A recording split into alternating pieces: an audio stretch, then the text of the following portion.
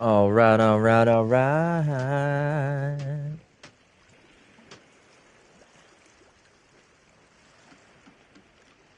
Okay, we are live. Welcome back to Beagle Eye Visions. Had a pretty amazing day, even though Squirt Dog literally just broke the TV. Even though I totally should not blame Squirt.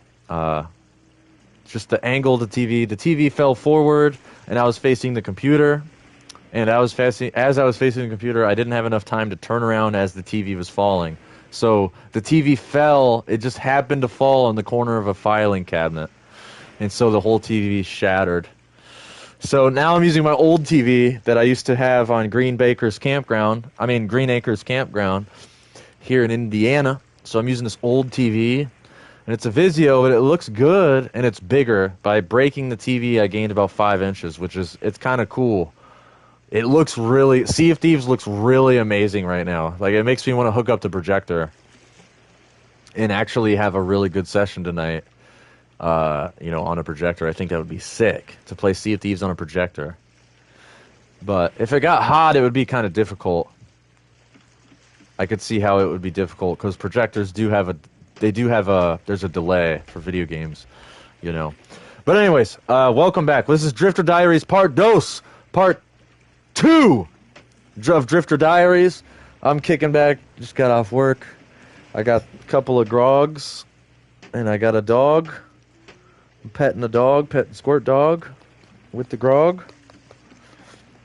Pretty awesome. It's a beautiful day here on the Seas. I absolutely love it. It makes me want to shut the light off, but I'm reading from my phone, and reading with the light off is not good for you.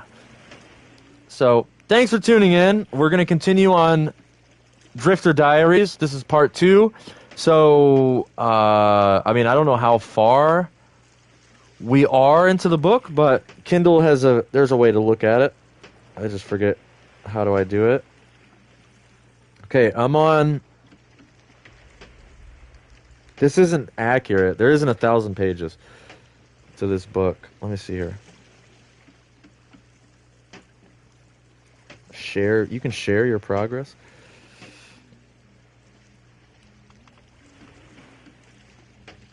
I don't know. It says I'm on screenshot 354 out of 1,596. So I don't know what that means, but we're gonna keep reading. We're gonna keep going. Not sure where we left. Actually, I don't really remember where we left off because it's been about a week. We were telling a story about how Illinois to Fort Wayne, Indiana, with Dude Man Bro, where Matt Bennett was. And before, if this is your first time here, if you don't know who Matt Bennett is, he's an absolute legend. He's been very loyal. I think he's been the most loyal human being to Beagle Eye Visions, besides me.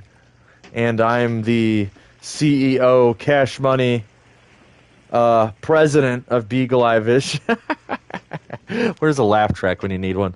I'm the CEO of Cash Money Beagle Eye Visions on YouTube. So he is literally the most loyal human being that a guy could ask for. Let me fix my headset here.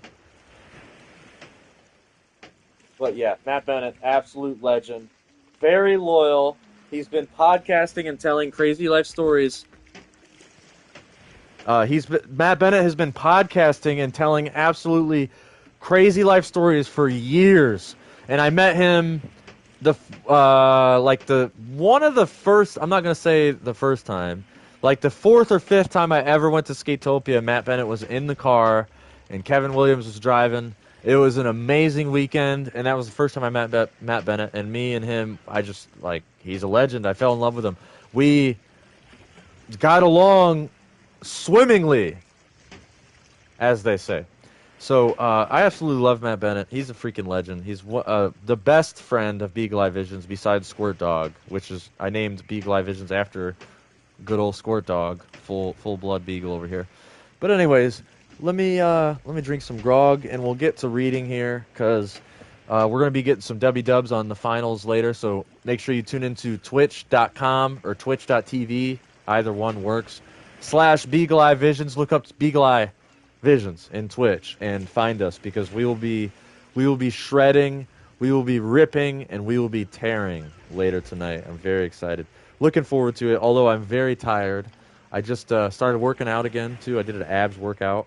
You can't tell on my NPC on my video game avatar here, but the abs are there. They're coming. Okay, big things are coming. But but anyway, I gotta start moving. Morning is coming. Morning is coming. Morning is on its way. Morning is coming. Yeah, so this TV is older. It's definitely not 4K, so it's a little bit darker, which is probably good for the eyes. You don't need a super bright TV. You know, again, I got the pride flag for Matt Bennett over here because Matt Bennett is about that. He's about that pride. You know what I'm saying? He's about that pride. So I'm going to sit on the tip of the ship, sit on the tip of the sloop, get some tea here, get some grog here, make sure we're eye level so we're all even and kosher and good. We're on some outpost. Maybe, you know, since I love crazy life stories and I love Matt Bennett, I might have to go sailing tonight. You know, just go sailing for Matt Bennett, even though he's still, I'm talking like he's, you know, dead or something, but I might go sailing. We'll see here. Maybe turn in some loot. Maybe get some money. Since I'm not with the Drunkens anymore. I got banned because I'm hated for no reason. A song, Matt Bennett wrote a song called Hated. Hated for no reason.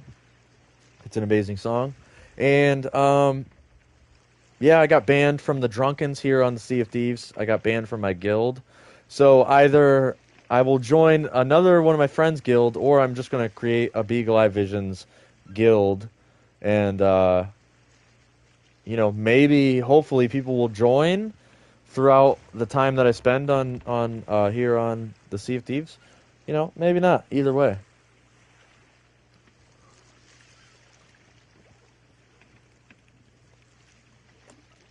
Either way, like Shoe Nice would say. And I think that's why I love Matt Bennett so much, because part of Matt Bennett reminds me of just Shoe Nice. The OG YouTuber, bro. Shoe Nice made YouTube what it is. I mean, like, seriously. What made YouTube so popular? I would argue Machinima, Inside Gaming, Shoe Nice, Epic Meal Time, FPS Russia, shooting guns and blowing stuff up. You know, these guys made YouTube, and now largely they're barely, not all of these guys are barely on YouTube, and if they are on YouTube, I hope they're getting paid. Man, because they deserve it, dude. Guys like Shoe Nice made YouTube what it is today. Guys like Matt Bennett and Shoe Nice made YouTube what it is today. Hamish Patterson, The Illusion. Look up The Illusion, Bowl Cut Maintenance guy. Like, these guys are the purveyors of YouTube. But anyways, the chapter we are on, the story we are on is Highland Manor to Villa Park, Illinois. I don't know where Highland Manor is, but he's always drifting. He's always going on crazy freaking stories, so let's hear it. This is written from Drifter Diaries. I don't know what page it is because I don't have the physical book. Drifter Diaries, written by Matt Bennett. Whoa. Why does my ship sound like it's taking on damage? But anyways, Highland Manor to Villa Park, Illinois. One time, I had to figure out a place to go from the Highland Manor. My friend Chris was hurting a bit financially and needed to take someone in to help cover rent. I've done that before, bro. I've done that before. I helped two of my friends finish out their leases because they wanted to be irresponsible adults and run away from their problems. And here comes Henry. Yeah, I'll help you finish out your lease. I got nothing out of it. In fact, when I helped him finish out my lease, I had a house and a place to live. And when I came back to town, I was homeless. So, there was that. Shout out to that fucking asshole. Then a year later, he slept with the chick that I was actively taking out to dinners. I was actively talking to this chick and actively hanging out with this chick and her daughter and developing a relationship not only with her but also with her daughter. And then this guy, as soon as the weekend hits where me and Blues and Corduroys have to go on tour to go to Chautauqua, this guy swoops in and bangs the girl while I was out on tour on the weekend. And I came back into town, and one of my other friend, I'm not going to call him my friend, he's more of acquaintance. He was my best friend at the time. He told me everything that happened while I was gone from Skatopia. So and I did nothing but help this guy out, and he did nothing but cheat on his girlfriend. But anyways, totally random story. Oh, and I was paying the chick's rent too, by the way. I was paying her rent. I was taking her out to dinner. I was developing a relationship with her daughter. And then this guy just comes in and bangs her. And then that was as soon as he did that, me and this chick's relationship like just went sour. And man, that's a whole nother rabbit hole, whole nother story. I should tell that story on Matt Bennett's Crazy Life Stories podcast. But anyways, back to the story. But Chris was hurting a bit financially and needed to take someone in to help cover rent. So I decided to do it. Take the plunge and move in. Yep, take the plunge, right? Because that's a financial risk moving in with somebody. I mean, unless you're homeless, but depending on what your situation is, moving in with somebody could, make or break your situation, really. So I decided to do it, take the plunge, and move in. A couple nights before I had to be out of the Highland Manor while he was on a pizza delivery because he's a pizza man. Hell yeah, bro. Not all heroes wear capes, bro. Shout out to the pizza guy. What's his name, Chris? Yeah, shout out to the pizza guy, Chris. He came and started taking my stuff to his place trip by trip. Not that I had that much stuff. I think it only took 2 trips or something. Yeah, us drifters, we don't carry much. I still had 2 jobs at the time, Cole's overnight and West Elmhurst. West Elm? I'm going to say Elmhurst? I don't know. West Elm during the day. I drifted to Chris's place a couple days later, remembering the last cigarette I smoked in the manor at like 6 a.m. And by the way, Matt Bennett does not smoke cigarettes anymore, which I am still, to this day, I'm so freaking proud of him that he quit cigarettes. He quit cigarettes and cigars and vaping. He just quit nicotine. He quit all that garbage, right? I'm trying not to cuss, but this man is a legend. I mean, if he can quit cigarettes, you can quit cigarettes. You know what I'm saying? Like, just let it be known, right? I'm in my trousers in the bar, but it's okay. I'm a regular here.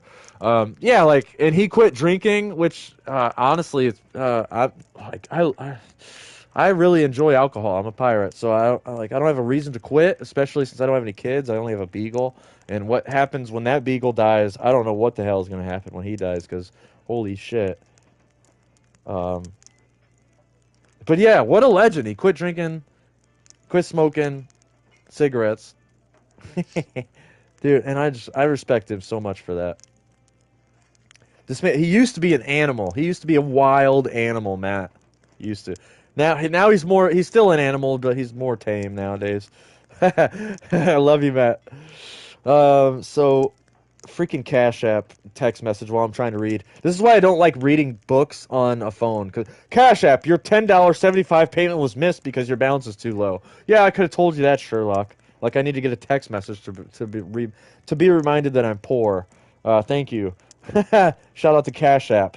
Let's see here. I got off. What? He had his last cigarette at like 6 a.m. Moved in, and I think that I had to work that night. Went to work that night, and when I got off, appreciated the short drift from the cusp of Elmhurst to Villa Park, a lot shorter of a drift than all the way back to the manor in Lombard. If you're not familiar, you can GPS it or something. Anyways, things were going okay at first, except for the allergic reaction to his cats. Oh, yeah, Matt was telling me about this on the podcast. Chris has some fun cats, such as Butters, Big Ray, and Grace. I like Butters. Hey, Big Ray and Grace. I like all those names. They are very nice cats. I have nothing against cats except they would make me sneeze. His place would get pretty dirty sometimes, and it didn't help the fact that the couch I was sleeping on had cat hair all over it. I never lint rolled it. Probably would have helped. Anyways, I moved in. The way he writes is so funny. Anyway, I moved in at the beginning of September because I remember the Bears were just starting their season. By October, West Elm was cutting my hours drastically. I hate when a job does that. I fucking hate when jobs do that. Like, down to 1 day a week. Dude, just fire a guy.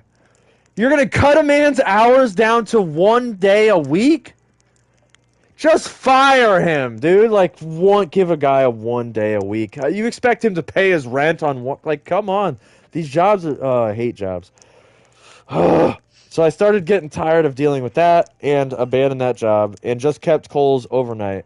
I was now starting to get sick from the cats. Some nights I would have to walk around all night when I wasn't working just to breathe. I tried a bunch of allergy stuff, but nothing was working. I just kind of dealt with it. This reminds me, so I read a book, and the book review is here on YouTube. It's here on the Beagle Eye Visions. I read a book called Chelsea Hotel. The book was written by the very legendary Didi Ramone, and there's an entire chapter in that book called Henry's Damn Dogs. And just reading this out of Drifter Diaries makes me think of that book. And that chapter is really hilarious because, my name is Henry and I got my beagles, you know what I mean? So it's very synchronistic. Oh, that cracks me up. Slobo was brought over, Slobo also brought over Fish's old school, it says Pish's, Pishs. Pish's Old School Mac. Is that somebody's nickname? So Slobo also brought over Pish's Old School Mac to edit Matt Bennett Show, the movie, and the trailer. And then he has a YouTube link, but I checked all these YouTube links and they're all broken, which pisses me off. It's not Matt Bennett's fault. It's literally YouTube's fault. Which, I love you, YouTube. Love you, YouTube. I love being a content creator on YouTube. I love it. He'd come over on random days. We'd always be partying, and I remember the place Chris was working at the time totally sucked. He'd make like $10 in a night sometimes, and not knowing what to do or where to go to make better money. So I was getting sicker and sicker, and now Coles was cutting my hours as well. I remember going to the ATM to see if I even had enough money to pay rent for November. Somehow I did. By now, I could barely breathe. It was hard to smoke or party, so I was getting pissy. One time I did get out and take my friend Andy and his parents to the airport for $50. That was cool because I actually had a bit of spending money after paying rent. Eventually, I had to leave and ended up in the hospital for breathing treatments. Holy shit, bro. Damn, I don't remember this part. I don't remember this part in this book. I did a book review of this on the channel, but was in there for like 3 weeks. Damn, dude, I'm going to ask him about that this Sunday. That's crazy. Even had to miss a night of work. Got out of the hospital and had to go back to my parents' house. That was the end of the Villa Adventure days, at least for living there. After I got out of the hospital, my dad and I still had to get my stuff out of his apartment, and I remember riding my bike back to my parents' house in the winter. So this was like a 3-month drift from Lombard, Illinois to Villa Park, Illinois. Not the best story or the best ending, but it really happened as a life event, so that's that. Unfortunately, because the dumb, stupid Twisted Tea grog. Actually, speaking of grog, hey, what up, Tanya? Tanya? Is it Tanya or Tanya? Because my cousin's name is Tanya with an O, and that's like Tanya, like Tanya. This is Tanya. Is it Tanya? How do you pronounce your name?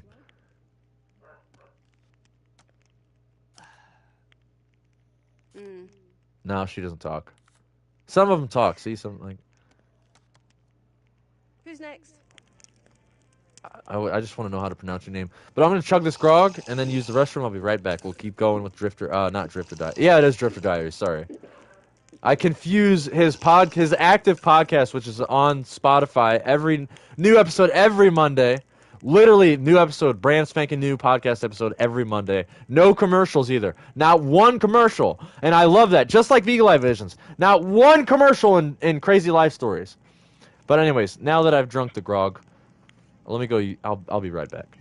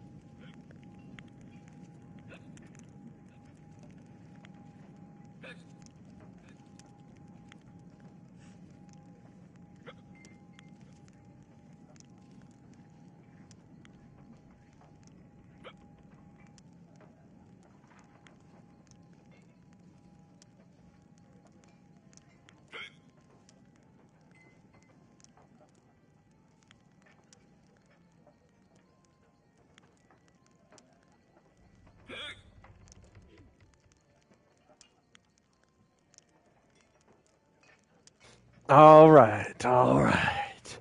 All right, Tanya, I need a refill. Yes? Need a refill, babe. Drink up, please. Drink up, please. You got it. I got plenty of money and plenty of tips. I wish I could tip the bartender. Honestly, they need to add that. Can I just give money to the bartender for no reason? I will literally tip the bartender. Oh, I forgot. There's a spec on this TV. It's 1 pixel is out. That's the only thing wrong with this TV. Well, the TV also doesn't have a TV stand. So it's literally at the end of my bed, leaning up against a filing cabinet. I need to get my apartment straightened out. What another amazing night. This is gorgeous. But anyways, all right, let's get back to crazy life stories. Let me drink some more tea. I'm petting Squirt Dog's butt because it's just so freaking cute. Freaking love this guy. What are you doing, baby? Baby Squirt, I want to see you. Where are your face? Hey, you chilling? Me too, bro. Me too.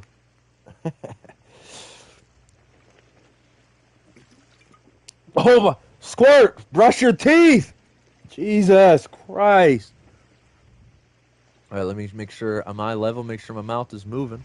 It's pretty sick, pretty sick. All right, next chapter is the Highland Manor days. I've spent many nights at this shithole motel in Lombard, Illinois. I would usually end up there due to being wasted at my parents' house and getting kicked out.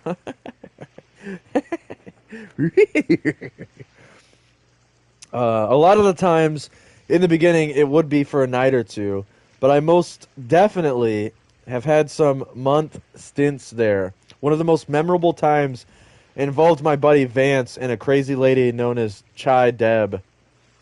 I had gotten kicked out for being drunk and dramatic and for having a half pound of weed hidden in the house. Well, not hidden very well, as you could smell it through the closet doors. Anyways, I can remember packing a big bag of clothes and possessions in a big duffel bag and just walked out of the house, just yelling and screaming. I dragged the bag down St. Charles Road all wasted and first stopped at McDonald's in Villa Park. I got some food, changed clothes in the bathroom, and was on my way. I remember fighting with a couple people on Facebook as I was coming up near an ATM near Roosevelt Road. I took out enough money for the week at the hotel and some extra money for cigs and food. I'm sure I stopped at the hilarious Road Ranger on Roosevelt, probably about a 20-minute walk to the manor from there. I got to the Highland Manor at 11:55 p.m., 5 minutes before the office closed. The weird lady behind the counter recognized me. I could probably tell I was drunk, but let me get a room. It was on the back side of the motel, which is known as the Riff Raff side. I was in either room 25 or 26. I know Vance was in 27 when he arrived. I'll get to that part in a bit. Vance is an interesting character, bro. I hope he talks more about Vance. I was working for Kohl's overnight in Helmhurst. I had all this weed on me, too. So I know I was still pissed off, and I know I was smoking a lot of weed that night. Then all of a sudden, out of nowhere, this other drunk guy comes up the stairs where I was standing on the second floor outside my door getting blazed, and he started talking to me. This was Vance, and he just started telling me about how he was in the Army and all of those crazy stories about his life. So we were just drinking and smoking. Well, Vance doesn't really smoke pot, and talking about all this stuff, and oh gosh, his sentences. Matt Bennett, I love you, but your sentences, I want to help you. And talking about all this stuff. He came from the Motel 6 near Ardmore and Roosevelt in Villa Park, Illinois. Then he just says, well, I'm going to be your neighbor tomorrow, and then just rode away on his bike. Sounds like Vance. I'm sure enough, the next day, he's in room 27 right next to me, or a door or two down. I'm pretty positive I was in 25. So then we got this hilarious beer called Big Flats from the close-by Walgreens on Highland and Roosevelt. It was cheap and shitty beer. Vance and I getting nuts at the manor. And it leaves a link to... Hey! Hold on, I'm going to try this right now. Copy. It's a link to a Facebook. To a Facebook video. I highly doubt this link is going to work. But if it did, man, I could play the audio.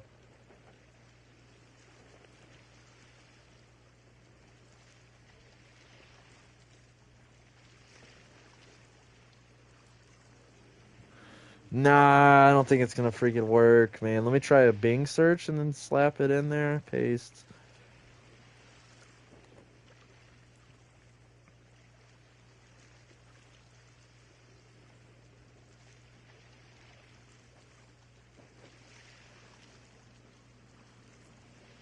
Yeah, the link is broken. It's just it's not coming up with anything. Dang it, dude, that sucks. I would have loved to play the audio at least.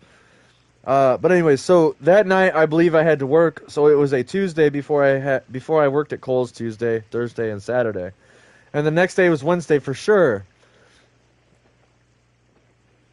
So I came home from work after 5 a.m. and went to sleep, probably getting high before I went to sleep because my favorite time to blaze up is after I'm up all night and sleep deprived. Also helps to wind down to sleep. Around noon or 1 in the afternoon, I hear a knock at my door. I was like, who the hell is knocking on my door, as that seems pretty weird at a motel not people know where you're at. It was Vance telling me I have to come check out this homeless lady. He brought me into his room to let me sleep. Oh, wait, no. It was Vance telling me I have to come check out this homeless lady he brought into his room to let sleep. So I grabbed some weed, and he had beers, and we're talking about this lady, Chai Deb, while she was sleeping. What the? This is getting kind of creepy. Ah! Oh, I don't like where this is going, but I'm going to move and leave anticipation. Where's the story going?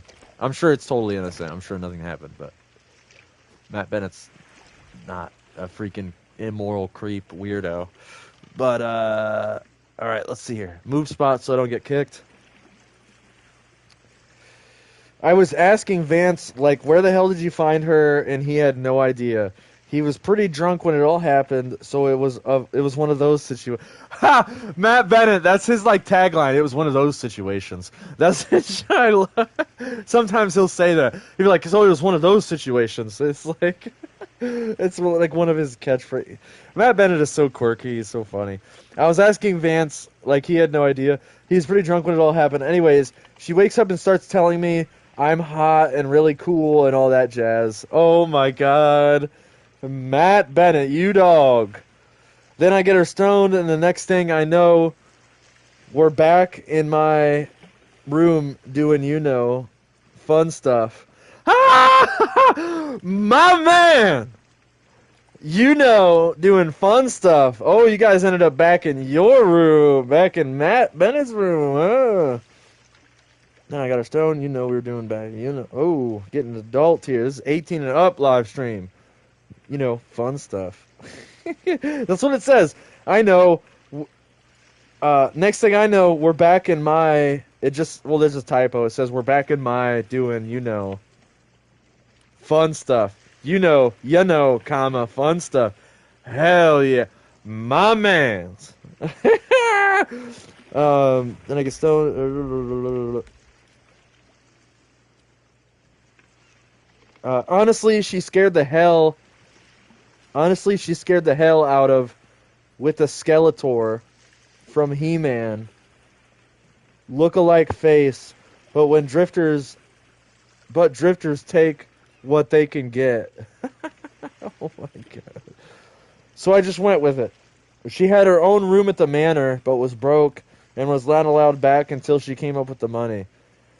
The next day, she bugged the hell out of me until I broke down and gave her the $42. The amount at the time for a night. So she goes into her room and grabbed a few of her bags, but she had like 20 bags. It was insane. She moved some of her stuff into my room, and I guess we were a motel couple now. The motel couple's in quotes. Well, I guess we're a motel couple now. Matt Bennett, how the hell? We're a motel couple now. She talked so much, in all capital letters. She talked so much and would never, again, never is in all capital letters, she would never shut up. She was very crazy. Oh, this is juicy, dude. This is a juicy part of the story. Oh, man. Matt Bennett, you sly dog.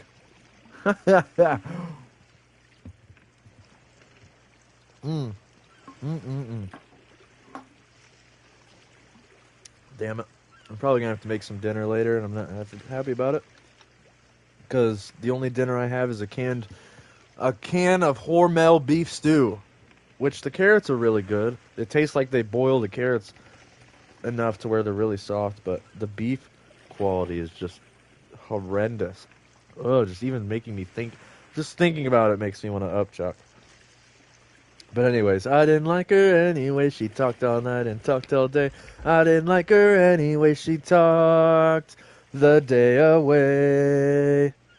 Trouble, trouble, it was all she was looking for.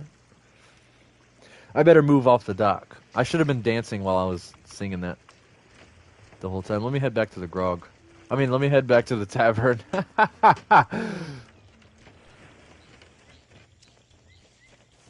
Trouble, trouble, it was all she was looking for.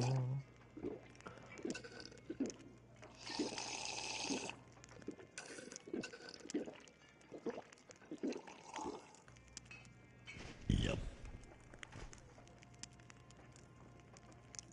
Pretty sick, pretty sick, pretty sick. All right, we're gonna keep going. So Vance and I would just party when the three of us were around drinking big flats and getting blazed. When I would have to go to work, she would stay in the room most of the time, but this one night she walked all the way to work from Lombard to Elmhurst. This, of course, took forever because she would just start these crazy ongoing conversations for like an hour and a half.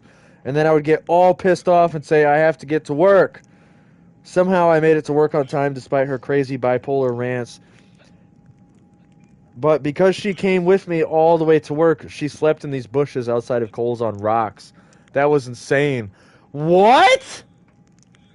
Slept on rocks? That's crazy. That was insane. So when I got out of work, she was still there, still just there waiting for me. Never had that happen before. That's insane. Reminds me of the freaking heroin junkie I dated. And then went to McDonald's on Villa in St. Charles, and we sat there, talked for what felt like forever. She drank a shitload of coffee all the time. We finally left McDonald's. We would, again, gain some ground and then keep conversing about all this random stuff. Then she had to go to Jewel on St. Charles, still in Villa Park, because she always had these weird free gift cards to grocery stores. We finally started walking down the prairie path towards Lombard in the manor. Around Westmore Myers, Chai Deb just starts making out with me. Heyo! This is like at 7 or 8 in the morning since her walks take so long. Some guy in a truck almost crashed his truck because we were making such a scene. What? This is wild. I also remember a couple of women walking down the prairie path just started smiling at us. There's this grocery store by the manor, and Chai Deb would like to go in there for cigs and always cause some commotion at the customer service desk for no reason. She did that the next day. I remember her keeping me up till noon after working all night sitting outside of Ultra Foods. And again, she would start crazy shit with the cart collectors. She was the craziest yet. Sounds like it, bro. Of course, the staff at the Highland Manor hated her. And I guess me as well, since both of our names are now on the list of banned people. Holy shit. A couple more small Chai Deb stories. One day she took Vance and I to this weird house in Lombard near the train station where they just give you free Ultra Foods gift card. She just wanted to show us where this house was. Then there was the end of us, in quotes it says. This was pretty crazy. She convinced me that the manor was ran by huge typo, I'm going to assume awful corrupt people, and that there were roaches everywhere in the motel. I never saw one. So I guess it was the end of our stay, and it was the classic 11 a.m. checkout time, but Chai Deb would not leave. She still out had all of her stuff in the offices and in my room. She was taking a stance against the place and almost brought the cops before this one staff member finally got her off the premises. So then we were just standing on the sidewalk of the manor property fighting about all of this. The staff member then came back outside and told us to move on. So we walked onto the Walgreens and set our possessions down in the grass and just hung out there for a while. All of a sudden, this young mom comes up to us, and we explain that we got kicked out of the manor, and I have no money, and she brought us cigs and peanut butter and jelly and bread to make sandwiches. I thought some other random guy... Why does it say... Oh, I think some other random guy brought us more food as well. So we're sitting there arguing some more, and then somehow Chai Deb got some guy to give her money for a CA ride? Is that like the train? CTA? Is that a CTA train ride? So we take another cab to Glen Ellen to another weird motel on Roosevelt. I guess we were going to try and get money for a night from someone. I also was trying to scam an ATM machine, but sometimes I could get more money than I had on this Kohl's card. There was really no... Wait, what? I also was trying to scam an ATM machine because sometimes I could get more money than I had on this Kohl's card. Oh, I see. There was really no penalty for going into the NRGATIVE, into the... whatever that word is. Was no... What? Because it wasn't hooked up to my specific bank account. It was through whatever bank Kohl's used, but it didn't work at this particular ATM, so we were still fighting and deciding what to do. We ended up finding this park behind the motel and decided to set up camp there and maybe even spend the night there. Even though we're in Glen Ellen out in the open, she gave me some weird anxiety pill that I can't remember what it was, but it totally messed me up for a couple hours. She was making some sandwiches or something to eat, then we both lay down on this blanket next to each other. Even though we were pissed at each other, next thing I know, a cop pulls up next to us and says it was next to us as it was dark by now. Obviously, he told us to leave as we could not sleep in the park for the night, but I left out a huge part from earlier in the day. I left out a huge part from earlier in the day. So this is crazy, dude. Them laying in the park. It reminds me of the scene in 1984 where the main character meets up with the girl and it's like totally illegal. If those of you who've read the 1984 book, you guys know exactly what I'm talking about. The scene where they meet up and they go and like the girl knows the secret spot. Like this reminds me of 1984. Which is 1984 is an insane book. It's absolutely insane. So now I'm just thinking, I'm spacing out thinking about 1984 because I'm tired. But wow, what a good book. What a good scene. It's a beautiful scene too. Obviously he told us to leave. We could not sleep in the park for the night, but I left out a huge part from earlier in the day. Okay, there we go. The game is kicking me out of the tavern. We'll sit right here in front of the fire because I really like the fire noises. The crackling sounds sick. All right. Hey, is my mouth still moving? You guys still hear me? Sick. All right. Sick. Sick. Sick. Your $71.67 payment was missed because your balance is too low. Yeah, thank you. Thank you for the heads up. Earlier in the day, we were hanging out by this motel, and Chai Deb really flipped out on me and pulled a knife on me. So I got really freaked out and picked up my bags and just left her there. That was super crazy. I tried to find someone to pick me up, but no one could, so that's how I ended up with her back at the park. That's also why she gave me whatever pill it was to calm me down. As I mentioned, it was some kind of anxiety pill, but it was really strong. So anyways, the cop tells us to leave the park, and we called the cab from the motel. From my debit card would work this way, swiping the card. There were young girls prostituting out of the shady Glen Ellen motel. We took a cab down Roosevelt to Motel 6, thinking maybe my card would work there for a night. But it didn't, so we were just stuck outside the Motel 6 with all of our possessions. Dude, you know, like, if I had the money, if I just had the money to go get a shitty hotel and to go to Villa Park and go to this... I wonder if it's still there. What was this place called?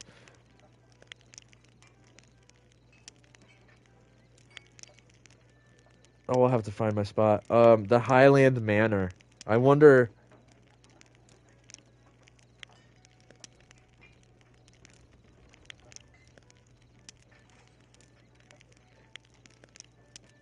The Highland Manor. Really interesting. So now I gotta find my spot. Earlier in the day, we were hanging out by this motel, which I did really flip that on me. Pulled a knife on me. Yeah, like I want to go because it reminds me of this hotel that I went to, and I've told the story on Crazy Life Stories podcast. So if you want to hear my story, you have to go search Crazy Life Stories podcast because I have my own little weird motel stint at this the Daylight Inn in Elkhart, Indiana. That place is weird, man. That place is freaking weird. But anyway, if you want to hear the story, put it in the comments below, and I'll make a separate video about that hotel. That hotel is very interesting. But there were young girls prostituting out of the shady Glen Allen motel. We took a cab Roosevelt to Motel 6, thinking maybe my card would work there. Oh, I see.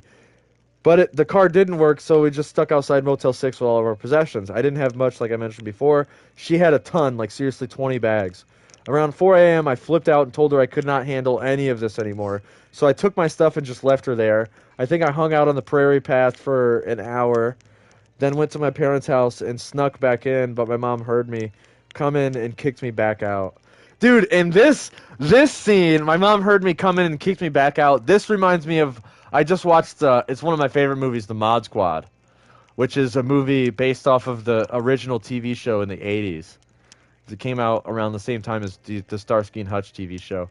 Dude, The Mod Squad is such a good movie. There's a scene where Pete goes up to his parents' house, and his dad's acting like an asshole. His dad's like, we don't want you here. You're worthless. We don't want you here. And his mom like gives him some money, and his mom slips Pete some money. I love that scene.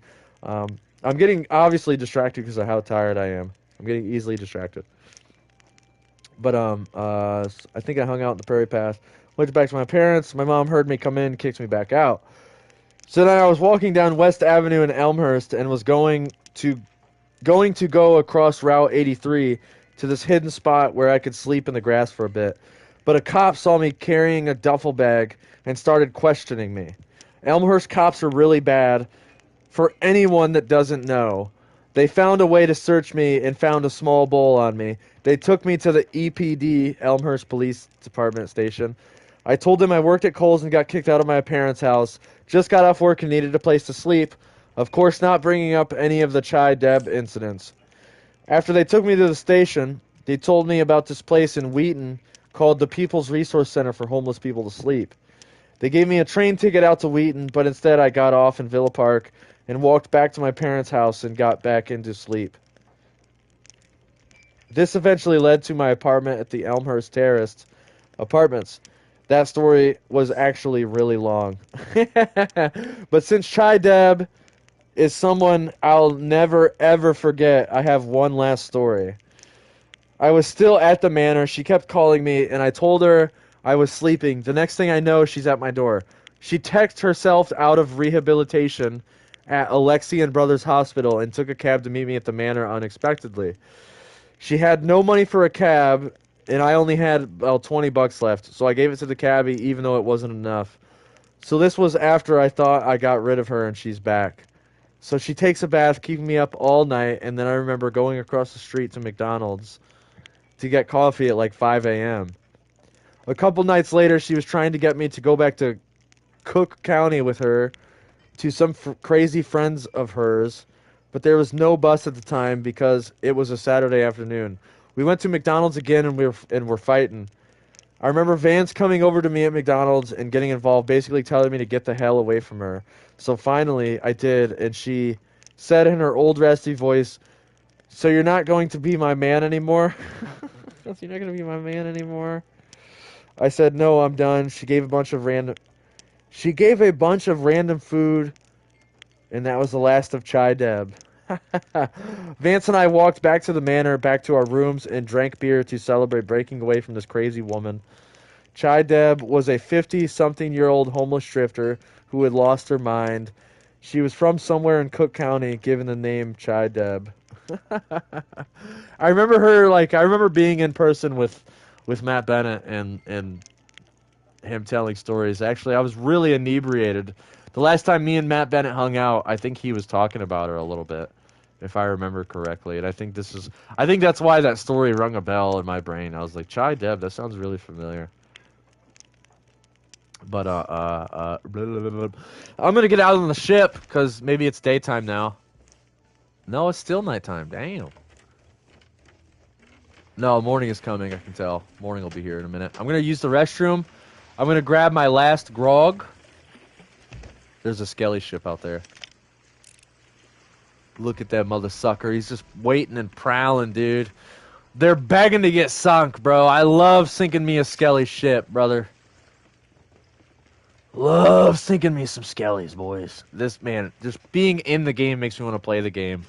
But I love, I gotta give some love to Matt Bennett. Gotta give some love to the legends, man. Give credit where credit is due. But anyways, here we are. I'll use the restroom, grab my last grog, and I will be back. And hopefully I won't be reading too long today. Hopefully we will, we'll get some finals going. I already did my finals dailies, but I do want to meet up with the boys and get a dubby dub. You know what I mean? I'm done drinking dubby for the day too. Obviously, I'm so tired. And I'm out of dubby. So tomorrow I have no more dubby. I'm going to have to drink coffee. Actually, man, I'm going to have to beg Pickle. I'm going to have to beg Pickle for a cup of coffee tomorrow. But, man, I need more dubby. My dubby care package is on its way. Just like morning is coming. But I love being under this pride flag. It's pretty cool. I'll be right back. Be right back.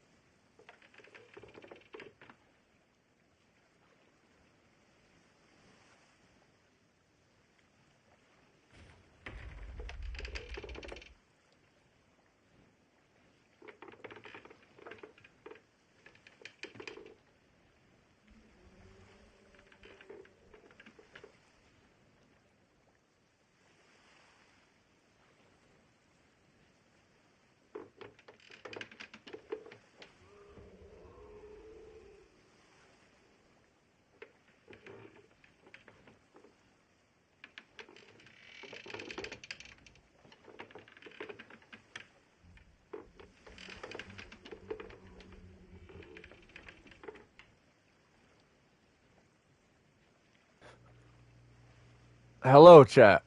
Dude, I did not realize. Oh, nobody's tuned in. So, I mean, if you're tuned in later, thank you for tuning in. I appreciate you. But after work, dude, I didn't realize how sore. Is that a chip in the TV? It's literally a chip in the TV. That's why it looks like that. Well, anyway, I didn't realize how sore and tired I was until I stood up, dude. Man, I did abs. I gotta start working out. I did abs today. I did an ab workout. We did 4 jobs. 4 clean out jobs. Oh my gosh. What a day. What a freaking day, dude. 4 freaking clean out jobs. So the next book review is coming up. The next book review is signed, sealed, and delivered. For May, the book review for May. And so in that book review, I talk about how police order-following cowards never follow the rules that they are supposed to. They never follow the law that they are supposed to uphold because they think they are above the law. And my God, I said in the most recent book review that's going to be posted in May, I said in that book review, if I had 0.1% of a penny every time I saw Mishawaka South Bend Police Department turn on their lights, not their sirens, just turn on their lights to drive past a red light and then speed through the red light just to get home faster, we saw, count them, not 1, not 2, We saw 3 order-following fucking cowards turn on their lights to drive past a red light just to get home faster. 3 order-following cowards under the jurisdiction of the state of Indiana who don't even know how to uphold the law that they are paid to uphold. God, get me in the ring with these fucking losers. With these fucking bullies, these pussies who got bullied in fucking high school. Now they gotta fucking become a police officer because they're spineless fucking cowards, and but oh my fucking God, get me in the ring. Get me in the ring with the entire South Bend Police Department. I will fucking wreck every single one of these fucking losers. I'm so sick of order following fucking immoral cowards. I'm so sick of immoral people. Just immoral people in general. God, worthless fucking losers. If you or any of your relatives know somebody who's a police officer order following fucking coward, if you are not actively convincing them to quit their job, you are also an order following pathetic fucking coward by proxy. You satanic piece of fucking trash. Stop holding these fucking cowards on a pedestal. And then we will have real freedom eventually. If people stop giving their power over to these fucking losers. But anyways, I digress. Back to crazy life stories.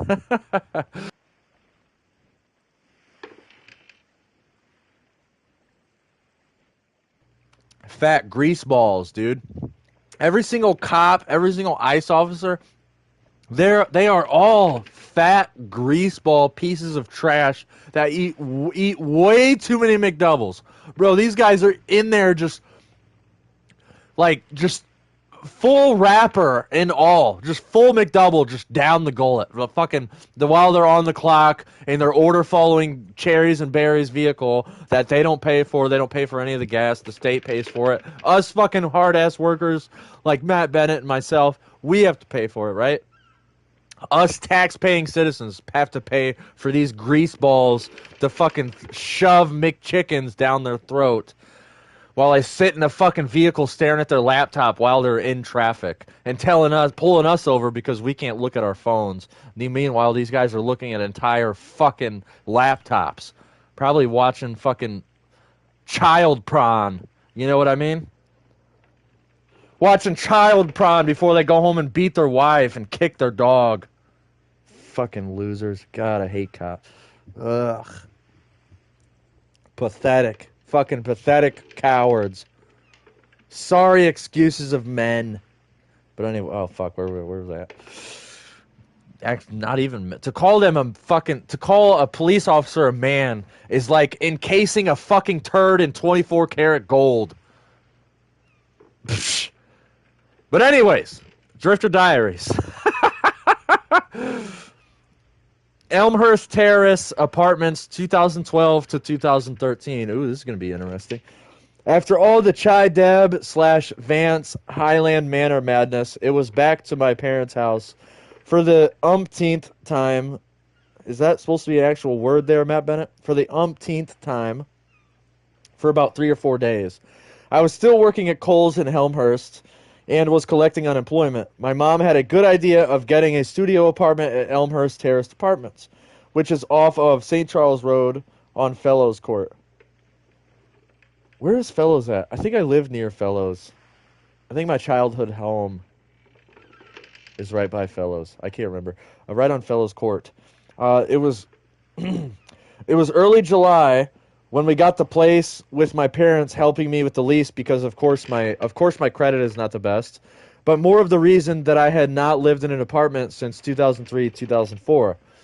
In all of those other years, I had either lived at my parents' house in a condo in Glen Ellen, I had either lived at my parents' house in a condo in Glen Ellen, I think 2005, 2006, the Highland Manor a couple times, as you've read before, my car for a couple of months locally and cross-country, my friend Chris's apartment underneath Perry's Music, a music instrument shop. Oh, I met Chris then! Yeah! I did hang out with Chris. That's the Chris. I hung out with him in Villa Park. In Villa Park. That's where I played a punk rock show in Villa Park. In Villa Park. With the infamous Tony Lavino and my ex-girlfriend Kristen's house for a couple of years. Maybe it was Tony. Maybe Tony's the guy who I'm thinking of. In my ex-girlfriend Kristen's house for a couple of years. Oh, and way back when an attic above a garage in Villa Park. I think that pretty much covers the last 9 or 10 years. Anyways, this apartment was like a fresh start after living all these crazy waves for so long. The first couple of months were pretty chill. I did help my friend Noah move out of his house in Elmhurst. Hey, Noah Corona! I know he's talking about Noah Corona. Shout out Noah Corona, dude. Punk Rock Tacos. Helped Noah move out of his house in Elmhurst and moved his futon into my apartment after he saw me walking down the street. Oh, walking down St. Charles Road back to my apartment. He said something like, "Oh, I know where you live now." I was kind of like, "Oh shit," but we are still friends, so I figured I could help him out. I figured I could help him out and get him back since he has helped me out in the past. So he did crash there for almost the entire year, but in the beginning we were pretty chill. I was just working, collecting unemployment, having a couple people over from time to time, but again, nothing crazy yet. He also had a car and did not had 2 parking passes and or parking spots, so that worked out well. We both were working overnight jobs, so we could have 6 a.m. parties, but nothing really out of control. Those are fun. I miss working overnight and these a.m. drinking/pot sessions. Noah would stay every night, either as he would stay with his wife at his parents' house in Montgomery, Illinois, with his wife at her parents' house in Montgomery, Illinois. We would also make ridiculous drunk videos. That sounds fun, dude. Oh, man. Eventually, more and more people of all ages started finding out where I lived. This is where things started getting interesting. Also, while working at Kohl's, I met this guy, Kent, who got hired about a year after I started there. One night, he randomly asked me if he could crash at my place because he had 2 jobs but was homeless. He said he'd pay me $50 a week to stay, so I was like, hell yeah, extra money for me in these tough times. So he moved in for a couple of months, and that brought all of his Villa Park train station bum friends over, which of course I was like, whatever, the more the merrier. So we would drink and smoke pot a lot at this point, still working at Kohl's together with him paying me. I just had a studio, so he would sleep in the closet. Dude, I knew a party house here in Indiana, party house on 6th Street, the party house was across the street from this hot-ass preppy bitch's house. God, she was hot as fuck, but I don't think she ever liked me, so I would just be like, hey, what up, Caitlin? I forget her name. Caitlin or something with it. Kaylee, I think it might have been Kaylee. I was always like, hey, Kaylee, and then I would go back to the party house. I just would stand on the porch, what up, Kayla, or Kayla, whatever the fuck her name was, and then I'd go back to the party, because there was always a fucking party at this party. There was one time, there was a toga party, but I didn't know it was a toga party. Sea of Thieves. Son of a...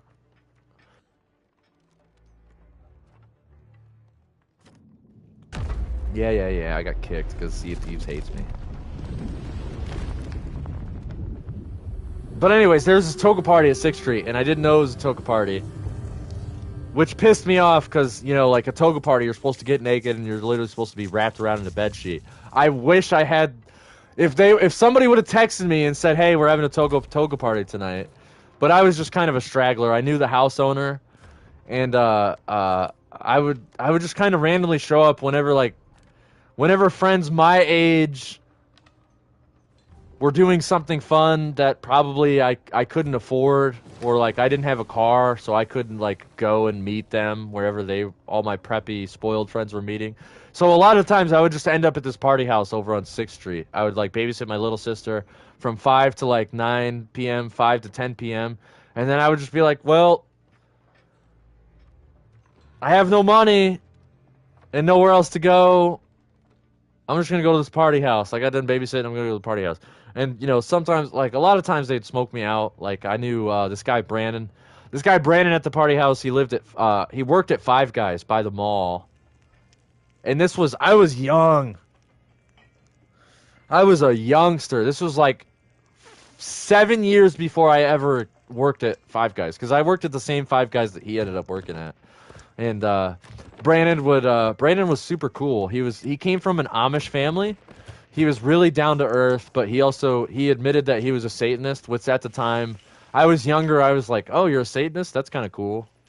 But now I'm like, now if somebody admitted they were a Satanist, I'm not hanging out with them. I'm not spending any of my personal time with anybody who openly calls himself a Satanist. Now that I'm older and more intelligent, I I would never ever hang out with somebody who openly called themselves a Satanist. And believe me, Satanists openly call themselves Satanists a lot. Actually, everybody, half of the people who actually paid rent to live at the party house, half of those people were all openly Satanists, which was, it's kind of weird looking back on it. I don't know how I ended up at that house.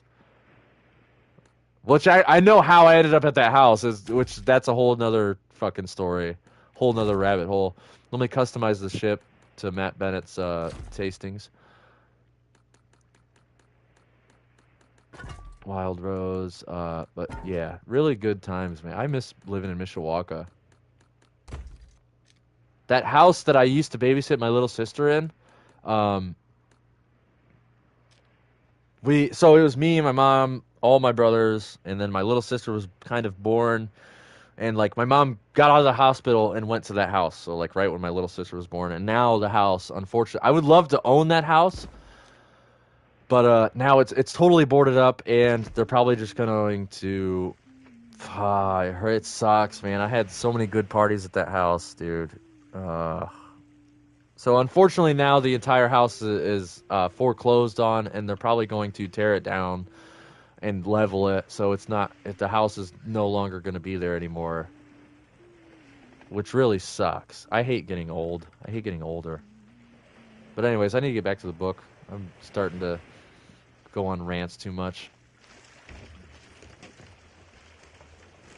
Man, that house is freaking sick. It's on a dead-end road.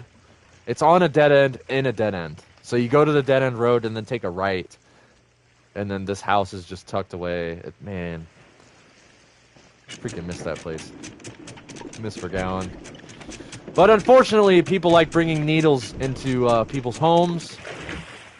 And, and then on top of that, we moved out. And then the tenants that moved in after us were no better in any capacity, equally junky, the people who moved in after us were like, oh my god, they destroyed it. The house is destroyed. Fucking sucks. Hurts my soul. Had a lot of good memories in that house. But where did we leave off at?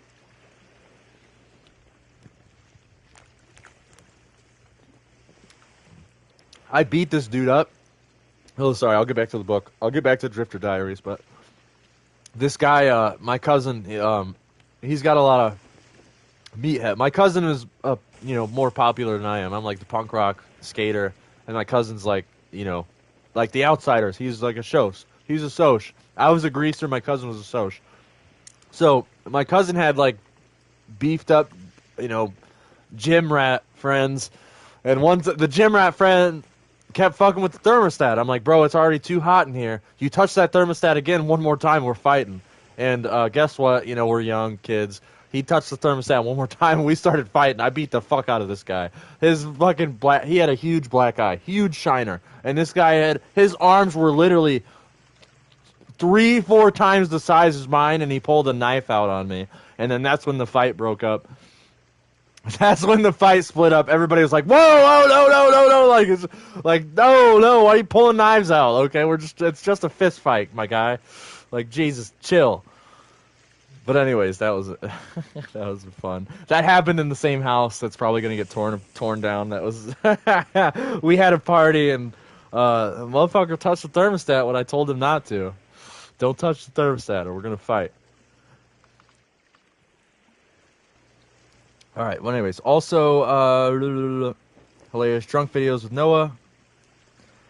AVGN has a new limited edition plush for pre-order. I don't care. I love AVGN, but dude, What has he done for freedom? What has Angry Video Game Nerd done for freedom? Zilch. A big fucking goose egg.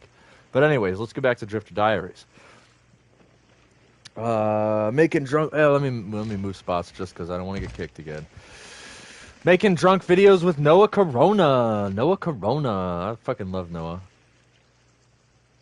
I think he could do better, but yeah. Still, I still like Noah, kinda. Maybe. I mean, I don't know. Maybe not. So eventually, more and more people of all ages. Yeah, I already read that. $50 a week to stay. I just had a studio so he would sleep in the closet. I think by this point, things were starting to escalate where neighbors in the complex started to notice that some crazy, strange stuff was going on. Kent would always say that the Elmhurst residents around the neighborhood would give him weird stares when he was just riding his bike around. None of his friends or himself had a license, and they all had legal problems. Weeks would go by, and we would always have parties, and sometimes even some of the Elmhurst College residents living in the complex would just join us. Dude, this is amazing.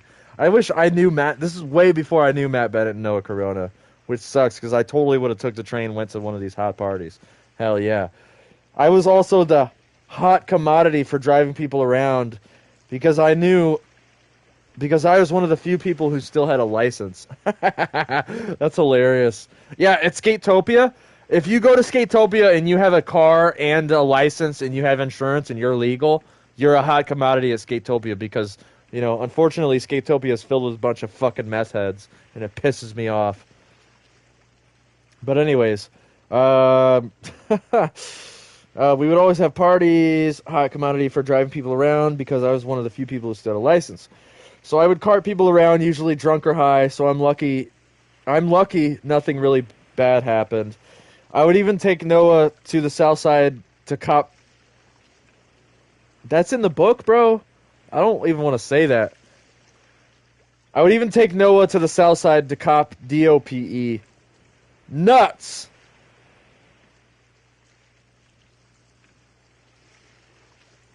Damn, I was going to say something after I read that. I would usually cart people around drunk or high, so I'm lucky nothing really bad happened. But the next line totally floored me. Wow, dude, shit. What was I saying? Shit. Oh, no, my friend Eric Quinn. Speaking of, he's lucky that nothing bad happened. My friend Eric Quinn, he was the plug before he died. He was the plug. He was the guy with the money. He was born, I think he was born from money, because he would always ask his mom for money and stuff like that. And then he eventually he became the plug so he could stop asking his mom for money. And since he was the plug, he stopped asking mom for money once he became the plug, basically, is what I'm trying to say.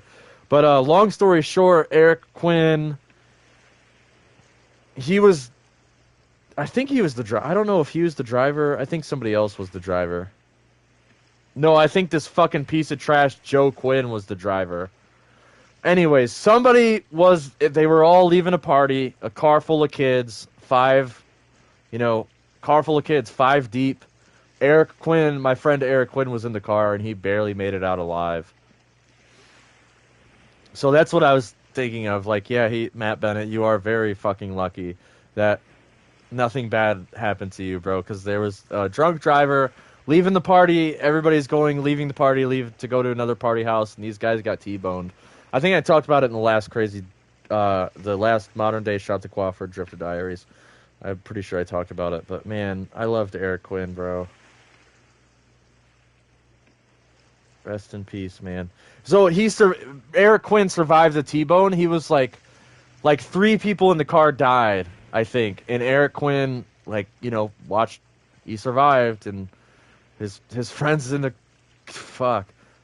car fucking died, and he barely survived. He was in the hospital for like a week. He had a severe concussion. He had to have surgery. He had to have like some sort of brain surgery, I think, like a skull surgery type shit, like Bruce Martin of Skatopia. He had to have some fucking brain surgery, and Man, Eric Quinn, after that car crash, he only lived a few years after that. He was never really the same, for sure. And he never really had anybody to actually take care of him. I mean, he was a lone wolf, dude. Eric Quinn was a lone wolf for sure. Like, he always felt that people were always trying to rob him or take advantage of him. You know, like he would always open up to me too. He was like, Henry, you're like one of the only real motherfuckers that I know. You're not like trying to use me. You're not trying to like you literally just want to hang out with me. Yeah, like literally Eric Quinn, and he always got bullied in high school. Like we met in high school. He moved from some location to Mishawaka High School, and like I don't know, we just became best friends. Like we were just fucking. We hung out like every day. We were always skating before he got in his car accident. After he got in the car accident, he literally couldn't skate anymore. Like the doctors told him he couldn't skate anymore. If he skated and he got another concussion, he would probably like die or something severe would happen, you know. Oh fuck, dude. I miss people like Eric Quinn. I still have Matt Bennett. I'm very excited to talk to Matt Bennett this Sunday, you know, like fuck, but man, oh fuck, dude. Rest in peace, Eric Quinn, bro. He was a pirate, dude. Eric Quinn was a pirate. He was one of us. Fuck, man. Fuck. Now I gotta launch a firework for Eric Quinn, dude. Like, fucking for Eric Quinn and fucking Ragnar, bro.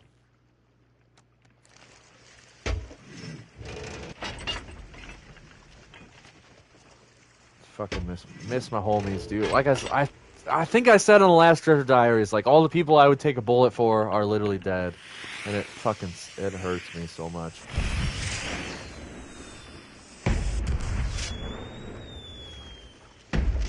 Rest in peace, boys.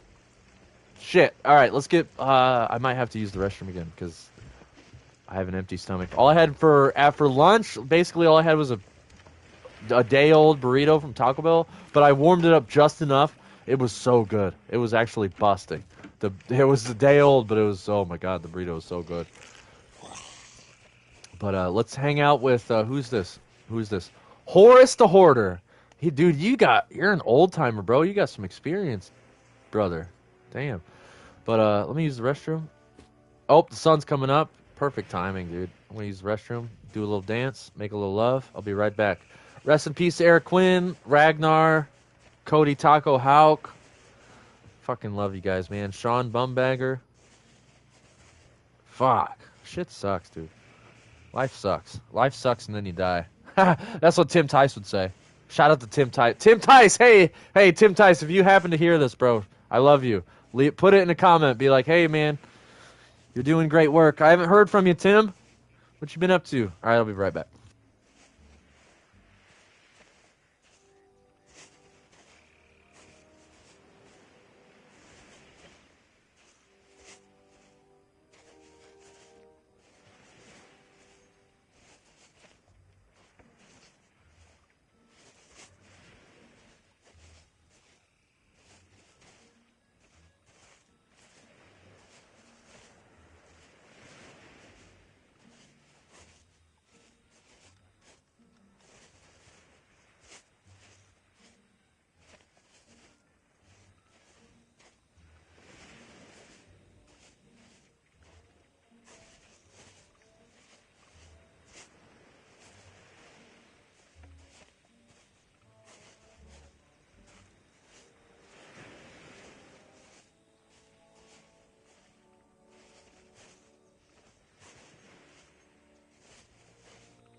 All right, bro. It's kind of hilarious. Squirt Dog has not moved an inch.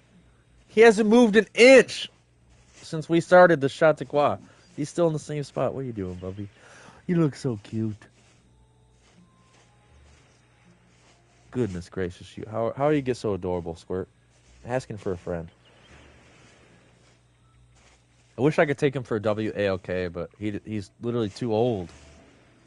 Every time I take him, he just wants to turn. I mean, he acts like he wants to go, and then and then he'll just turn back around. We won't even get that far. Fucking makes me sad. Ooh, the sun's coming. Let's try to get a good view over here.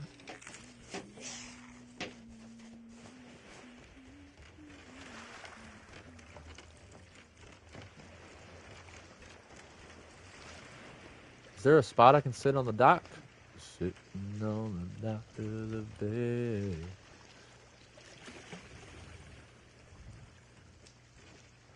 Watching the tide roll away.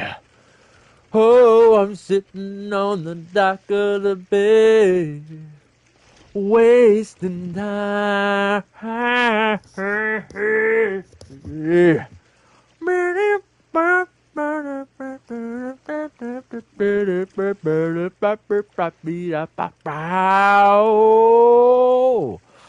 Okay, I tried to vibrate the camera, but it didn't work. All right, let me get some more of this chelada, because this Modelo chelada is hitting. It is slapping. And we'll get back to the story.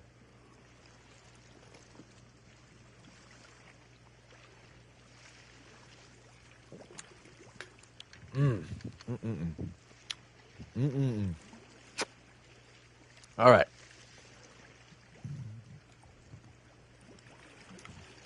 So a lot of this point, working at Kohl's together with him, paying me $50 a week. Working at Kohl's together with him, paying me. I just had a studio, so he would sleep in the closet. I would even talk. Oh yeah. Take note of Southside to Cop Dope. That's right. Hopefully, I'm still streaming. Yeah, these algorithms are not working in my favor. I'm talking about DRUGS. I'm talking about order following cowards. I mean, for sure. So, if you want to support Beagle Eye Visions, maybe leave a like, maybe give a share. Costs you no money. But anyways, I would even nuts. Our time though. Oh, it says one time though. I was going to a tobacco hut and a weird hut of tobacco products. Wow, okay. Had to specify that. In Villa Park and misjudged the curb, and the only damage was a flat tire. Noah was also... I can't say these words, bro. Like, YouTube's gonna hate me. Noah was also selling... Nazis. Noah was also selling WEED and asked if I wanted to help him sell out of my apartment because there were a lot of customers around the Elmhurst area. Before Noah started selling it, we would get it from this other guy, Nick, who lived on the other side of town. I also attempted to sell for him. For the first round was very successful. The second time around was not so good. We had this crazy Bears Monday night, and someone eventually stole a decent amount of it out of a cupboard. We had this crazy Bears Monday night. Crazy Bears party? You have a crazy Bears party? I don't know what that means. Matt Bennett, we need to rewrite this, not rewrite the whole book, but it needs work for sure. We had this crazy Bears Monday night, and someone eventually stole a decent amount of it out of the cupboard I was keeping it in. Everyone thought it was this girl, Hannah, who came into the picture early October, but there was no proof since everyone was out of their minds. So technically, it was one of those everyone is a suspect kind of things. We had been randomly talking via Facebook and met a couple of times prior. She was just friends with my friend Andy and James, who introduced her to me. At any rate, at one point, we just decided that she'd come live with me, another homeless drifter brought into the apartment. She was randomly dropped off one Saturday night, and I actually had to work that night like an hour after she got there. So that was kind of an awkward start. I think at this point, Ken was staying somewhere else sometimes and staying with me a couple nights here and there. I just liked this feeling. Random drifters that I took in and let them live there from time to time. Obviously, my parents were not a fan of any of this. Hold on, I'll be back. I got some allergies.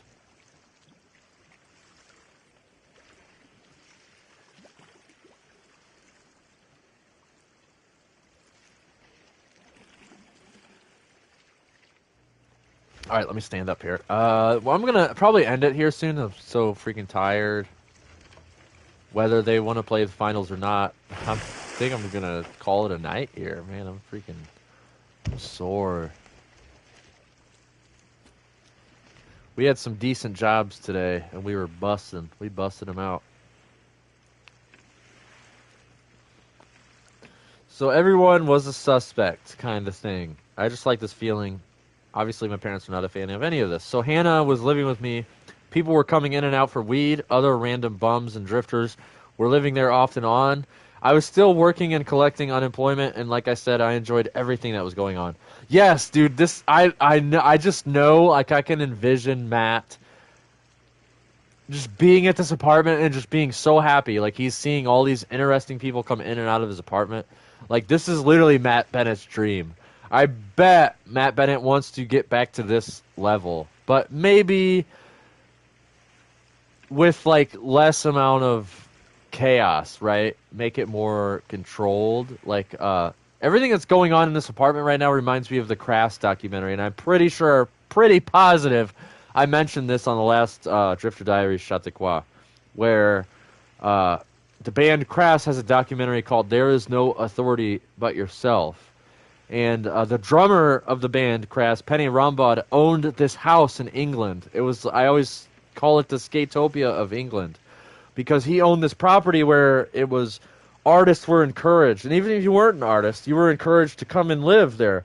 But if you're going to stay for a night or a two or a week, the idea is that if you're going to stay, then you need to exchange this idea of having a romantic story, right? Like, if you're going to stay under the roof, you should have a story to tell, like at dinner time, right? What's your life story? How did you get here?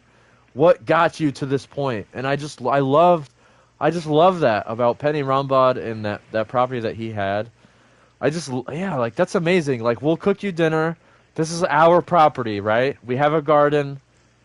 We have the property. We own it, right? We're collecting rainwater. The true anarchist way at the end of the day, right? Like, all you need to do, if you want to come stay at our house, all we want from you is just give us a story, right? That romantic idea, that is amazing. And especially nowadays, that is even more rare, especially now. You know, like, if you meet a property like that, meet somebody who has a property like that, you know, Skatopia is the only thing I can think of. But then you're going to be living with meth heads. So it's not anything like the Crass house. It's not like Penny's house. Penny Rombod's house. A real anarchist. But anyways.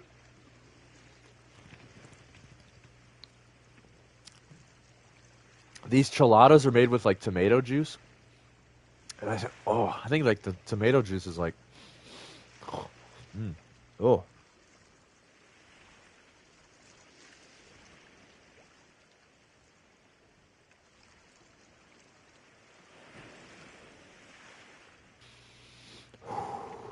Okay, I can breathe. Oh, I should move because I'm going to get kicked.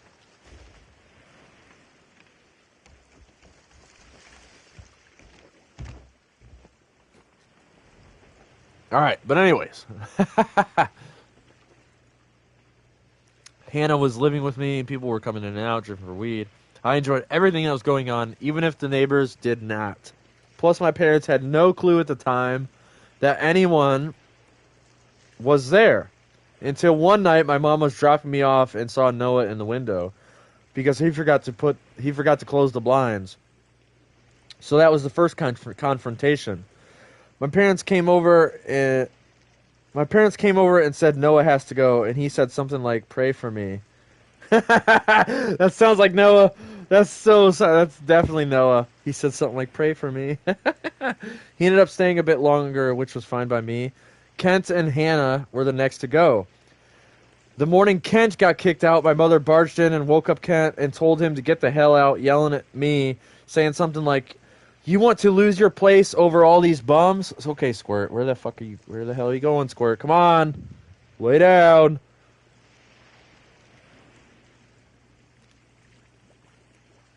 Damn, I lost my spot, Squirt. Jesus.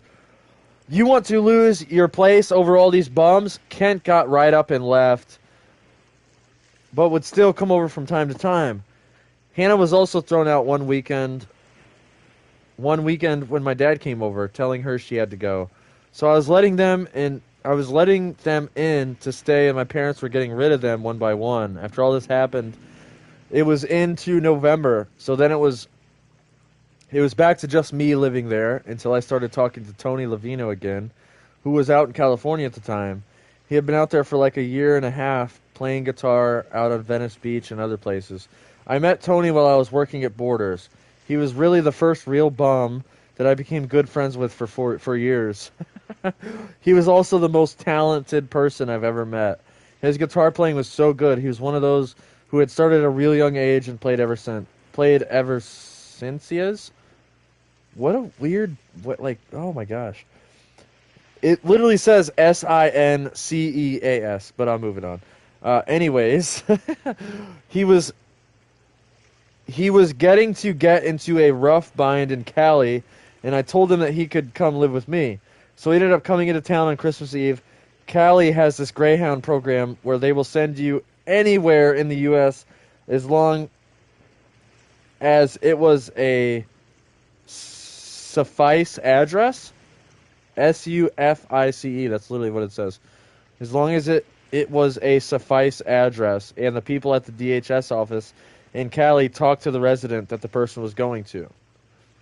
So he comes into town on Christmas Eve while I was at my parents' house with relatives, and Tony had to take a cab from Union Station to Elmhurst. He was trying to find a ride but couldn't due to it being Christmas Eve. I snuck upstairs saying I had to go to the bathroom and stole cab money from my dad's wallet. Holy shit! Matt! Which I had done many times for weed. Matt Bennett! Oh my god! And snuck outside with my apartment keys and gave Tony the cash and keys for the cab. The cash and keys for the cab and apartment. So Tony is at my apartment while I am home with my parents and relatives. So now I had snuck Tony into my apartment to live with me, successfully getting another drifter into my place. Nuts! You're nuts, Matt Bennett! Tony was an interesting addition. He was attempting to teach guitar lessons out of my apartment, but only ended up with one student. He also smoked as much pot as possible, which of course caused a lot of drama amongst customers, because he always had to take the first hit and would almost smoke the entire bowl every time. Most people couldn't stand him, which made a lot of arguments. The funniest was on Christmas Eve when I came back to my apartment, and he's just there with hits of weed ready to go. But funnier was that he ate like this entire plate of Christmas cookies because he hadn't eaten anything in 2 days, which led him to get sick. Noah and I were filming him suffer, which literally lasted 2 days. He slept on the drifter couch, Noah's futon, which we put up half of it against the wall looking like a couch. Drifters would sit and hang out on that couch when they stopped by. Tony and I would watch Man Cow in the morning. What the fuck is Man Cow? Tony and I would watch Man Cow in the morning, and Tony would talk shit about him because he knew Man Cow from this time he attempted to sell his music to him for background music on Man Cow's show. That, I guess, didn't end well, and he got ripped off by Man Cow, so he claims. He also knew this guy on the show, Chips Enough, from this late 80s one-hit wonder band, Enough's Enough. Tony used to live with him in Blues Island. One time we stole Noah's car and went to Blue Island where Chip lived, but no one answered the door. We then went to some mechanic guy's house that Tony knew and smoked all his crappy weed and drank some beers with the mechanic guy and one of his friends.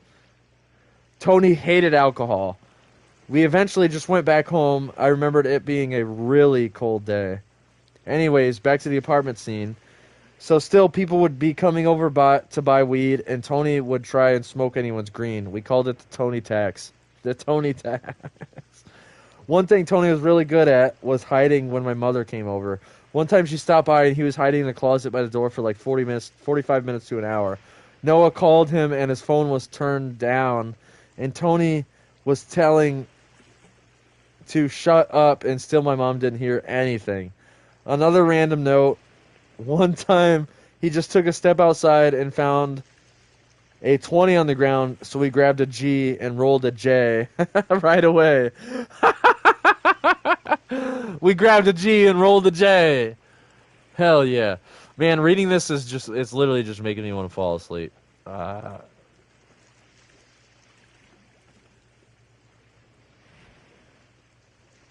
There's food in there. Grace says ding ding. There's food in there. There's food in there. Grace says ding ding. What? I don't know what that means. I wish people would text proper English through text messages when they actually sent text messages. That'd be sick. Another editor. Oh, I've kind of skipped a few spots on accident. Tony in the apartment lived with me, successfully getting another drifter. Chip, it was a really cold day. Tony hated alcohol. We eventually just went back home. I remember it being a really cold day. Another random note. So we grabbed the G and rolled a J right away. All right, I found my spot. Found it. Yeah, man, I'm tired. Nobody's getting on the finals. Like, I'm just gonna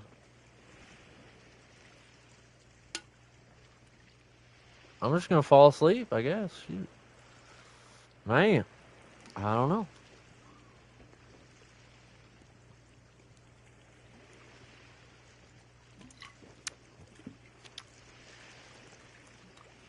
Hold on, I gotta send a totally dumb text message while I'm live streaming. That's totally gonna waste my time. Ding ding, food is done. There are multiple bowls in the kitchen that are washed and clean and ready to be filled with dog food.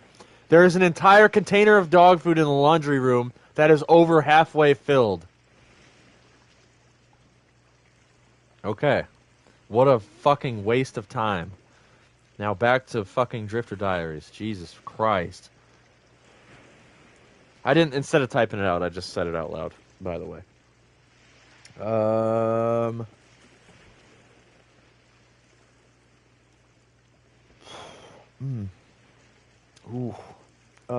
Then this one night, we grabbed a G and rolled a J right away. Oh, excuse me. This tomato juice. It tastes so delicious, but man. Then this one night, I'm going to work, and this super random guy starts talking to me. This was the start of a relationship with Drifter Rob. Rob was this guy who was homeless from Wheaton, but had lived a few years in San Francisco. He may take the cake on the craziest male drifter. We talked counterculture and filming, and he had some experience with editing programs. So my first thought was, cool, another editor. So I went to work and told him if we needed a place to crash every now and again, and then it was cool. I'm not talking about dog food. I'm so confused. There's food in there. You said there's food in there. So if you're not talking about dog food, what food are you talking about? I don't have anybody else's food in my bedroom. Fucking stupid. Waste of fucking time, dude. What a dumb fucking... Another dumb text message that I had to send. Fucking stupid. So... I wish I was surrounded by intelligent people. And I got kicked again. Awesome. Amazing. I got kicked because I'm answering stupid fucking text messages.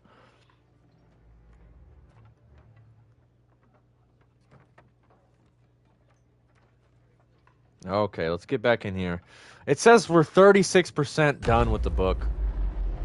I'm trying to end this chapter before I move on and do something else. Yeah, because my attention span is like... Been going an hour and 30 minutes. My attention span is... destroyed. Well, not just attention span. I'm also so tired. Very tired and very sore. Very tired of answering dumbass text messages.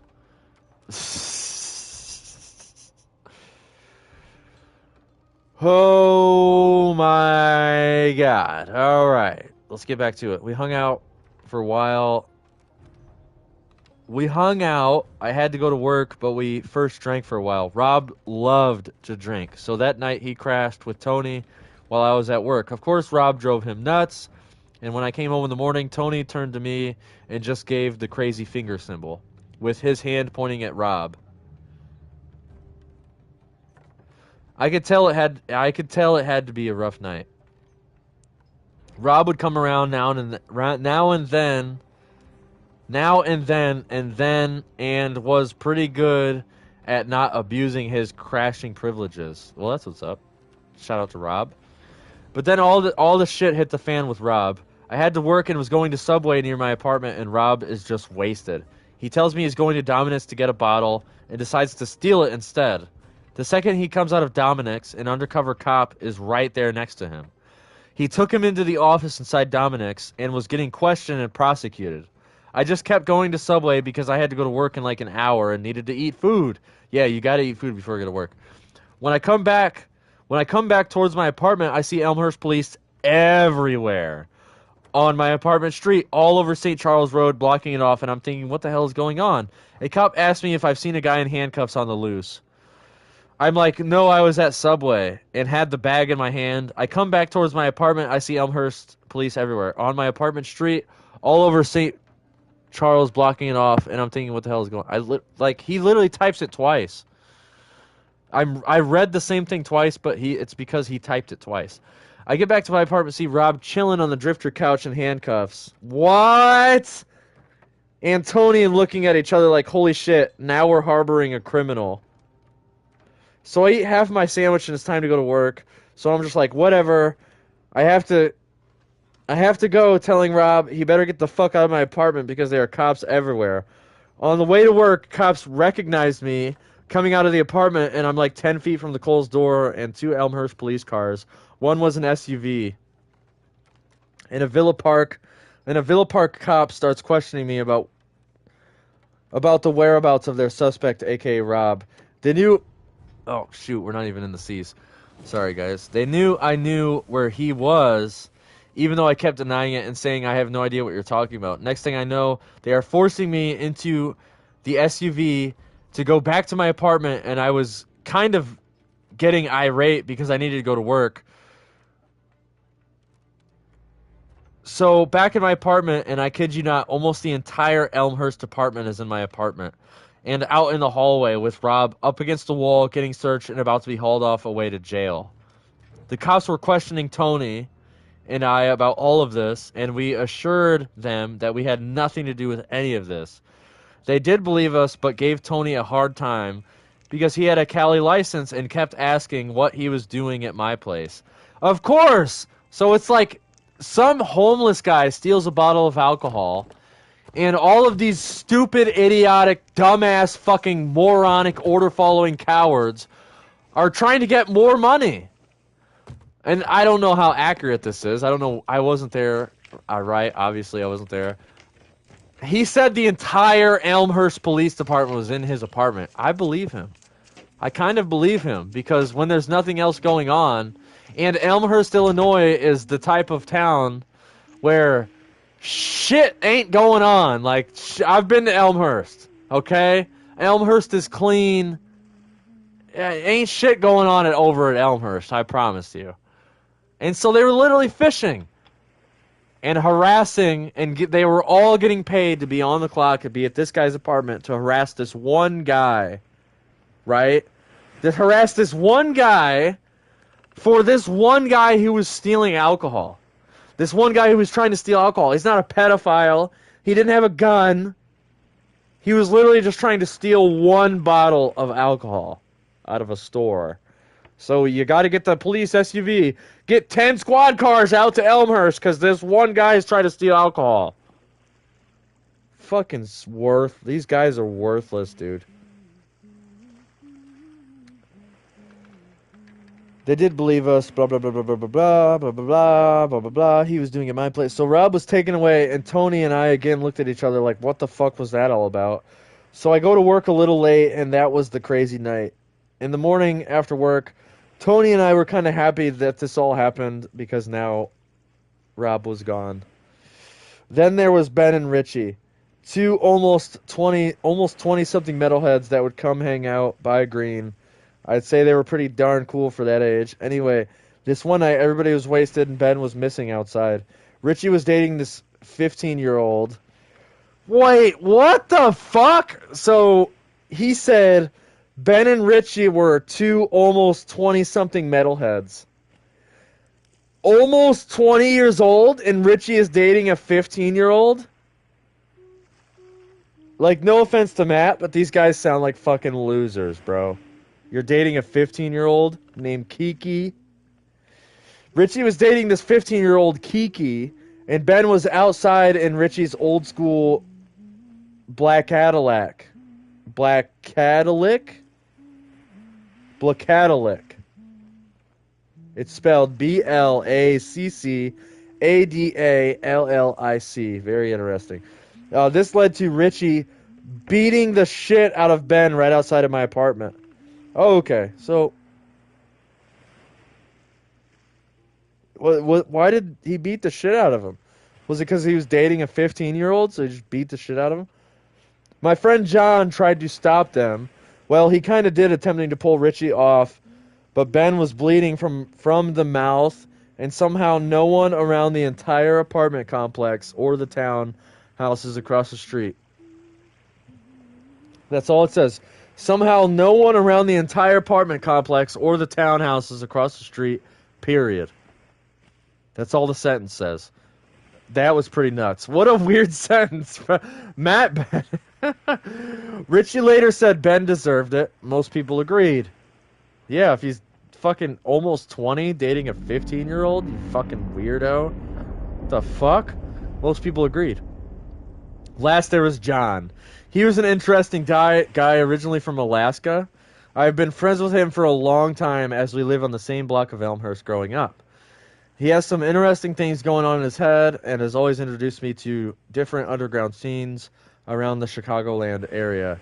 He would come over to my apartment, he would get blazed and throw the football around in the back of the apartment complex. He also talks bears a lot. We even went through a rugby phase where he was more or less taught me how to throw a rugby ball around. We will always be good friends as it has lasted so long. As I mentioned, he attempted to break up the Ben and Richie fight.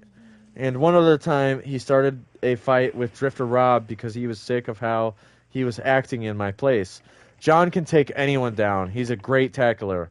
He is known for his way of saying, you know, multiple times in this odd Alaskan accent. It's pretty funny. Anyways, that's Alaskan John, you know. Another night, I think it was a Friday. We had a pretty good party going, and I was smoking and pretty drunk outside, and the guy across the street randomly invites me over for a drink. The next thing I know, we're down in his basement sucking his DI, getting really explicit here. In his basement, S&, CDs, because I guess I go through these bisexual stages at least when I'm drunk. Every now and again. No one at my place knew where the hell I was, and I thought I was pissed off at all of them for being crazy in my place. So when I came back, everybody got a pretty good laugh about that one. Imagine you're partying in Matt Bennett's apartment, and he just disappears for a few hours, and he comes back, and he's like, dude, I just got head in this dude's basement, bro. He invited me over for a drink, so I like... What a story, dude. Then there was Olivia. My buddy Slobo, also from Elmhurst, had been friends with this interesting late 30s young-spirited gal. They had dated before, but I guess they were just friends now, and she was your classic single mother alcoholic. She was your classic single mother alcoholic. That's hilarious. I mean, that's not hilarious. It's kind of sad. But in this context, it is hilarious. Actually, God, I sound like an asshole. It's just, I'm laughing at the way that Matt Bennett talks and the way that Matt Bennett describes people. I'm not laughing at her being a single mother alcoholic. That's very sad. At the time she was living was also living in Elmhurst Terrace Apartments. with these two older guys, and I had no idea. So she was living at Elmhurst Terrace Apartments with two older guys, and Matt had no idea she was there. We had hung out before, and I always had a hunch she liked me, though. Maybe it was the vodka induced way she was acting. Who knows? Yeah, that's for sure. Are they beauties or just hoes? Who knows? This chapter is orange and it keeps going on for about 5 more pages. So Elmhurst Apartments with these two older guys, and I had no idea we had hung out before. I'm gonna leave it there. I need to use the bathroom again, and it says 617 slides out of 1,596. So maybe tomorrow, maybe next week. I will continue this Chautauqua. These stories are very interesting, but the way that he writes kind of frustrates me sometimes when I worked my ass off today. Woke up at fucking 7 in the morning. Did 4 jobs, 4 clean-out jobs. I'm sore and I'm tired. I'm debating on going to get more tea and maybe even Subway, because Subway is vegetables and I don't want to eat that fucking garbage beef stew. And if I was going to eat that garbage beef stew, I'd have to do the dishes, because I already noticed that the pan that I'm going to use to warm up the beef stew is already dirty. So if I'm going to eat the beef stew, I would have to do the dish, which I don't want to because I worked my ass off today and I'm already too tired. I'm already like falling asleep while reading this book on a live stream. So I think I might get a tea and a Subway sandwich and call it a night. Actually, well, maybe not call it a night. I'm going to get a tea for caffeine. That'll wake me up, and hopefully the finals. Hopefully we'll get some finals dubs, because I still have to get one. I have to get at least one finals dub tonight. So there's that. I really need that finals dub. And this has been an amazing episode. I want to play Sea of Thieves, but maybe tomorrow. Maybe Soul Beast will join me up on Sea of Thieves. Thank you so much if you made it this far. We're almost at 2 hours. A very good Chautauqua indeed. I know this is kind of sloppy. We're not really talking about morality. We're not really talking about natural law. We're not really talking about the truth. We're just talking about crazy life stories that people have endured. Right? Which is the tagline of Crazy Life Stories on Spotify. So, Crazy Life Stories, new episode will be uploaded on Spotify Monday morning. So make sure you tune in to Crazy Life Stories on Spotify. Leave a like, leave a follow. That's Matt Bennett's current project is Crazy Life Stories. I am the co-host of Crazy Life Stories. Every Sunday we're uploading a new episode. Every Sunday. If you want to be a guest on Crazy Life Stories, put it in the comments below. Add Matt Bennett on Facebook and message him. That's all you have to do. If you want to be a guest and talk about your Crazy Life Stories on Crazy Life Stories podcasts, find Matt Bennett on Facebook, message him, and we'll get you on Crazy Life Stories, because we want to hear your Crazy Life Stories. You know, one quote that I really loved from the Cobra Kai TV show, is, everybody has a story that doesn't give you an excuse to be a bully. And that's just facts. I don't like the character that said it, even though she wears Adidas. I hate the character that said that quote, but it is the truth. And we like talking about truth here at Beagle Eye Visions. So, study natural law, stay tuned, stay gold, do the right thing because it is the right thing to do, and your life will be golden. All right, Beagle Eye Visions, I am Henry. I am your host of Beagle Eye Visions. I am signing off. I'm very sore. I'm very tired. All right, stay tuned, stay gold.